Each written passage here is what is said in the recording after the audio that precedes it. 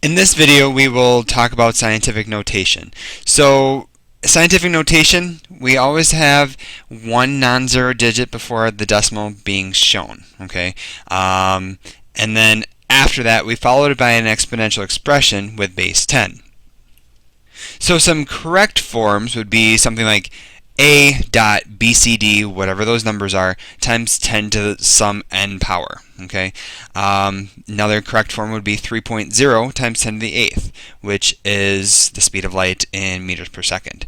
Another correct form would be 7.3 or 7.53 times 10 to the negative 10th, and then the equivalent decimal notation would be this. An incorrect form would be something like 0.3 times 10 to the third.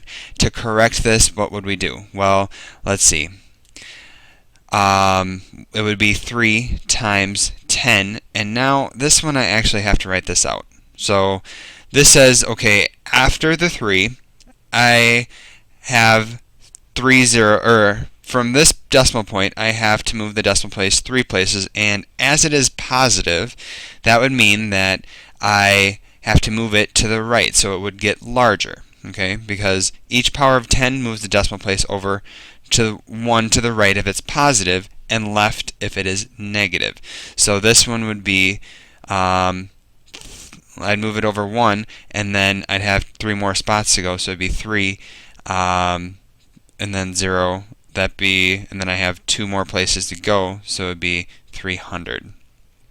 And then, so the decimal place is here, and now I actually need to move it back, which would decrease the power by 1, so it would be 3 times 10 squared. That would be okay. Okay. Now, the other thing that I want to emphasize is over here on the left is scientific notation. So this is the correct form in scientific notation. And then on the right here, this is decimal notation. So something involving either a decimal or commas, something to communicate, or something where you don't have an exponential expression with base 10. Okay. Now, a big question often arises in converting these two is, how do you decide the exponent? For the exponent, if you look at the decimal form and and this should say the exponential expression, the decimal form is between 0 and 1, or between 0 and negative 1, so we're thinking something like 0.5, or negative 0.21. Okay, so it's between 0 and 1, or between 0 and negative 1. Then the exponent in the scientific notation will be negative. So I'm thinking this up here. And then if it's larger than 1 or smaller than negative 1, the exponent will be positive. So let's get some practice converting these. Alright, so here, the decimal right now is over here. And so this is in decimal notation. We want to get it in scientific notation. So the correct form for the scientific notation would involve a decimal right after the 3. Okay, so this is 3.21 times 10, and now I have to figure out the exponent. So right now, it's here, and I have to move it over. So it goes 3 places, 6, 9, 12, 15 places. And now, remember, the exponent is positive because that's a bad 15. The exponent is positive because the number is larger than 1. 15. Alright, and down here, this one, it's going to go right after the 5, 4, 7 times 10, and now I need to figure out the exponent here. Well, how many places do I move? 1, 2, 3, 4, 5. Okay, it moved 5 places, but is this number larger? How does this number compare to 1? It's smaller than 1, but larger than 0. So the exponent is actually negative.